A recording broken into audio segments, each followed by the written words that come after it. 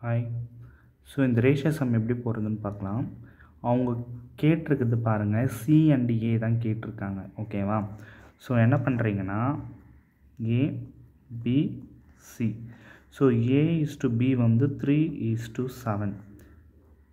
ஓகேங்களா? B is to C வந்து 7:6.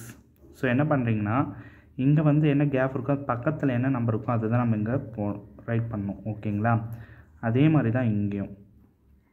So right பண்ணிவிட்டு இங்கே பாருங்கள், நீங்கள் டேரெக்டாகவே 7 கேன்சல் பண்ணலாம்.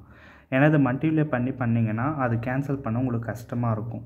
ஸோ இதே சேமாக கேன்சல் பண்ணுற மாதிரி இருந்துச்சுன்னா இங்கே கேன்சல் பண்ணிடுங்க. ஸோ இங்கே பாருங்கள் 3:7:6. நம்மளுக்கு கேட்டிருக்குது சியும் ஏ தான். சியோட வேல்யூ பாருங்கள் 6, ஏவோட வேல்யூ 3. கேன்சல் பண்ணிங்கன்னா 2:1.